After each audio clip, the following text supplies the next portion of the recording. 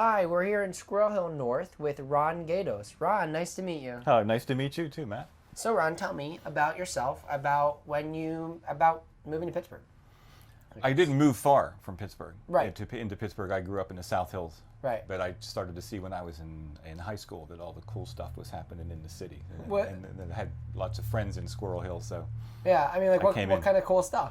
A few neat shops. Lou's Virgo shop was a cool record, clothes, and head shop. Head shop, yeah. In Squirrel Hill. Uh-huh. Down in where Jerry's Records is, around there. So it's still a record shop there. Well, Jerry's is different. You know, that's like the world famous Jerry's Records, and this was in the basement. Yeah. Things like that had to be in the basement. Do you go to Jerry's a lot? Or? Once in a while. Okay. Yeah, I've got some good stuff there. Yeah. My son's real big on it now because, you know, vinyl's all back. It is coming back. And he does a lot of hip hop track production and stuff like that. That's important for, you need vinyls for that. That's one of the, you know, that really you need it for that.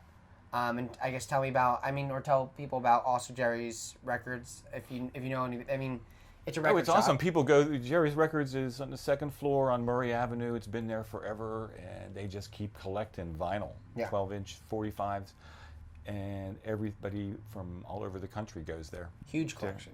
And every once in a while, he just has to, you know, sell it all off at pennies on the dollar. You know, in the spring, you know, whether it's raining or shining.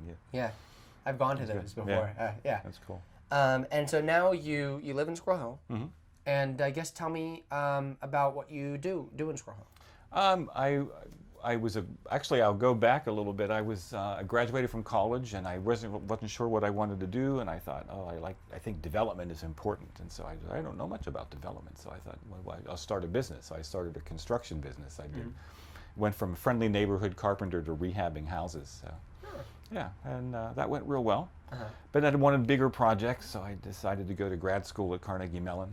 Okay. All my classmates said, "Oh, I applied to 25 schools, and where else did you apply?" And I said, "Just here. I live down the street." Yeah. Wow. So you went to Pitt, and then you're like Carnegie Mellon's it, and then they're like no backup school. Just Carnegie Mellon. Backup was continuing the business. Yeah. Okay. Cool. So I got accepted, got a scholarship, and I told the guys who worked for me, in 6 months you're on your own. Yeah. I'm going to grad school. Yeah. So did they continue it on their own? They did. Yeah. They did a good job. Yeah. Okay. Cool.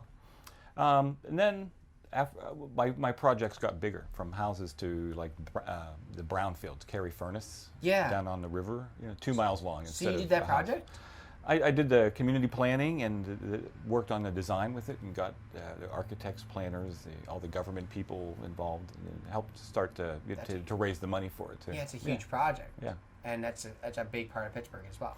Mm-hmm. Yeah, it's right on the cusp of Pittsburgh and the Mon Valley. Uh-huh. Yeah. And now what do you So I went from there. That was with the county. I worked with the City Housing Authority. We're working on what's called the Fairmont, an apartment building that's real good for seniors because it incorporated a library, an art center, a cafe, and exercise room, as well as just being a nice, affordable place to live for seniors who needed less space. Yeah. And then I went to work with a community development group in Braddock. Right. I've just lived in Pittsburgh for all this time, so I just went there. I found Braddock was it's an East End place. Yeah. But there's that psychological barrier between the East End stigma and the old industrial towns. But it was closer than downtown actually to go there. Yeah. For work. And it used to be huge, and then it took a little bit of a sort of a depression, and it's on its resurgence. Yeah, everybody got cars and moved out. Yeah, and that's in the 40s and 50s. Yeah, well, the mills moved out, and it was already hurting by then. Yeah, that's the thing about Pittsburgh in general. And so you're involved with this kind of stuff because you do economic development. My thing is economic development, and I've been consulting with a research group out of Ohio, but I work here out of home, out of my house. And then also in your home, you have economic development ties as well, because Squirrel Hill has a group. Mm-hmm. Called the Squirrel Hill Urban Coalition. It's been around for 30 years or so. And I'm on the long range planning committee for that. I've been on the education committee too before.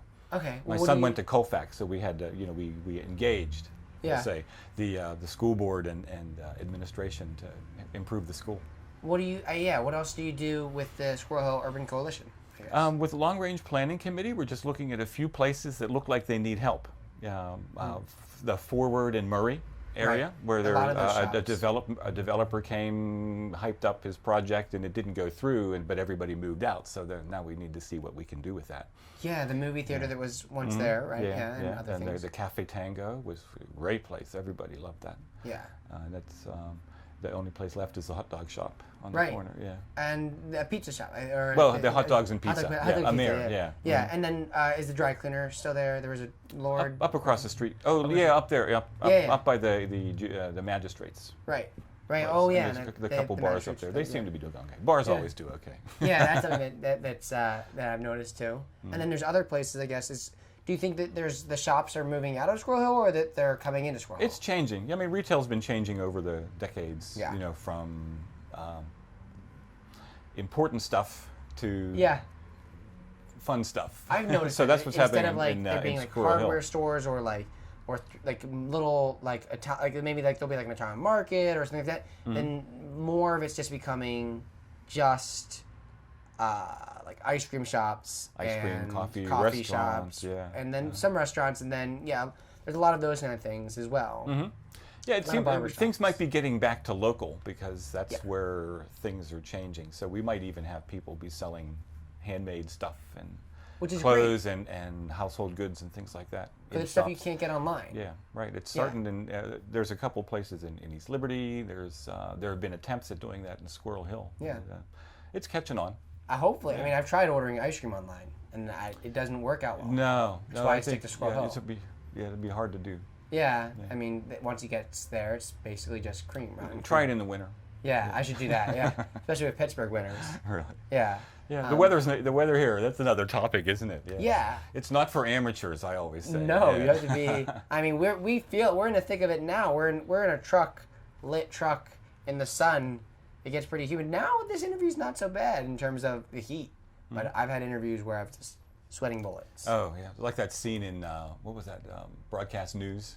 Yeah. Alan Brooks just like sweating his light blue shirt turning dark blue. Yeah, totally wet.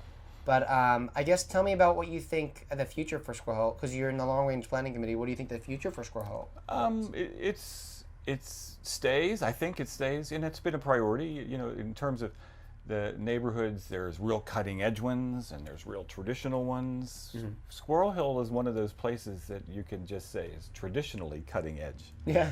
It's got people who are working on the forefront of all kinds of things, you know, academics, business people, and other professionals, as well as just, you know, people who are trying some things out. But it still has a real traditional feel to it. You know, the building stock hasn't really changed a lot in many years. It's a lot of people. A lot of people live in the house where they grew up nearby, and what's a cool thing that's happening is the Asian population doubled, you know, over the last 10 years or so. Yeah. And there's all the Orthodox Jewish community, that's very traditional. Growing and just in terms of, you know, multi-generational families, you know, being in the neighborhood. Being in the neighborhood. Yeah. Yeah. So what once was like middle managers of the mills now are, you know, it's being repurposed into like the strong education district we have in Pittsburgh. Yeah, I think they've always been there, but even more it's mixing it up. Yeah. Yeah. Oh yeah, people all over from here down to Regent Square.